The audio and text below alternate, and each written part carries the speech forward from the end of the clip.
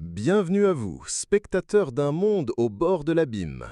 Car ce qui s'est produit le 24 juin 2025 dans la grande Babylone moderne, la Sodome sur Hudson, j'ai nommé New York, relève moins de la politique que de la prophétie cosmique ou d'une farce grotesque écrite par un scénariste sous acide. Imaginez le tableau, le cœur battant de l'Empire, le Léviathan capitaliste, la cité où les loups de Wall Street sacrifient des vierges à des algorithmes, vient de porter au nu un homme dont le CV est une déclaration de guerre à tout ce qu'elle représente. Zoran Mamdani. Retenez bien ce nom, car il est la somme de toutes les peurs du redneck moyen. Ce jeune homme de 33 ans, au visage glabre et au regard déterminé, a remporté le premier tour de la mairie avec un score qui ridiculise les prophètes des sondages. Et pour y parvenir, il n'a pas caché son jeu. Oh que non! Il a abattu ses cartes sur la table avec la délicatesse d'un boucher abattant une carcasse. Il s'est présenté comme une quadrichomie de l'épouvantail. Socialiste, démocrate, musulman, immigrant. Une collection d'étiquettes qui, dans l'imaginaire américain, devrait normalement vous valoir un aller simple pour Guantanamo, pas pour la mairie de New York. Et c'est là que le génie opère. Là où des générations de politiciens issus de la diversité ont passé leur carrière à penser leurs origines jusqu'à devenir aussi lisses et insipides qu'un galet, Mamdani, lui, a fait de sa différence une arme de destruction massive. Prenez sa vidéo de campagne sur l'halalflation, un mot valise d'une poésie absurde désignant la flambée des prix du sandwich halal dans ces petites cuisines ambulantes qui nourrissent la ville. Un sujet anecdotique, me direz-vous. Une anecdote qui, tel un fil d'Ariane, nous mène au cœur d'un labyrinthe de corruption institutionnalisée. Car derrière le prix du kebab se cache un racket digne d'une mafia de seconde zone, la sous-location de permis.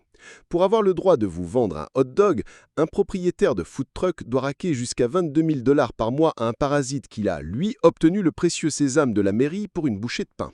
Une féodalité moderne, où des seigneurs du permis saignent à blanc les serfs du falafel. Et Mamdani a pointé du doigt cette ignominie. C'est le socle de sa victoire. Tout son programme est une machine de guerre contre la précarité. Il ne propose pas de mesurettes, des pansements sur des jambes de bois. Non, il veut pétrifier les loyers dans la carbonite, forcer les supermarchés à s'agenouiller devant l'hôtel du circuit court, traquer les marchands de sommeil avec la ferveur d'un inquisiteur, faire saigner les léviathans de verre et d'acier de la finance avec des taxes et rendre les transports gratuits. Un programme qui, dans le contexte américain, sonne aussi radical que de proposer le cannibalisme au Vatican.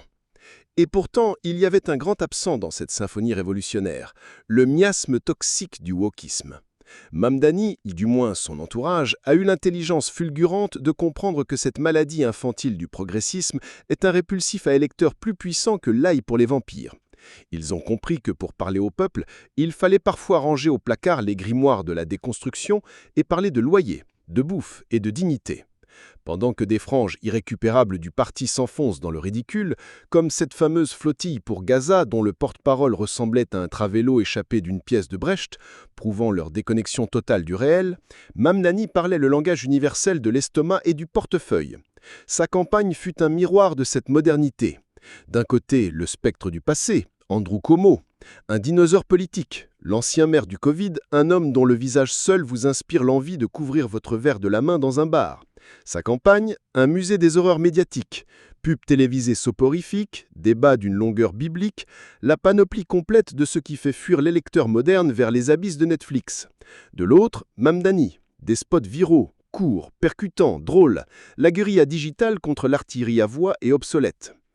Évidemment, ses adversaires ont sorti la loupe et le microscope pour lui trouver une casserole.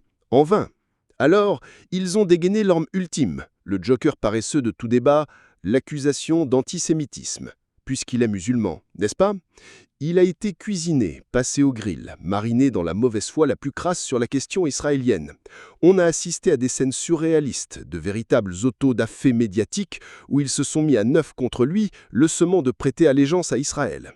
Et là, le spectacle fut grandiose. Non seulement Mamdani n'a pas plié, mais il a posé ses convictions sur la table avec le poids d'enclume, défendant la cause palestinienne, le droit à un État, la fin du calvaire de Gaza. La preuve vivante de ce qui arrive quand vos poches ne sont pas tapissées par les chèques des lobbies. Alors, est-il un messie? Bien sûr que non. C'est un politique. On ignore s'il a la trempe ou les moyens de transformer New York en utopie socialiste. Mais son élection est un sismographe. Elle révèle la guerre civile qui déchire le Parti démocrate. Une guerre entre sa base jeune, diverse et bouillonnante, et ses élites gérontocrates, ces momies poudrées financées par l'oligarchie, prosternées aux adeptes d'Israël et qui considèrent l'Américain moyen comme une simple statistique. La victoire de Mamdani est un ballon d'essai envoyé par cette base qui prouve qu'un autre discours est possible. Le plus fascinant, regardez les scores à Staten Island. Le Mordor des Républicains, un comté riche, blanc, conservateur. Cuomo y est en tête, certes, mais Mamdani y arrache 37% des voix, là où les oracles ne lui en donnaient même pas 20%. C'est le signe que son message a fissuré les murs de la citadelle. Cette victoire n'est peut-être qu'une étincelle. La route est longue pour la jeunesse démocrate. Elle doit d'abord purger son parti des nécromanciens qui le hantent, puis trouver un champion capable de terrasser la horde MAGA. Mais cette étincelle dans la nuit de l'Empire américain est une sacrée bonne nouvelle.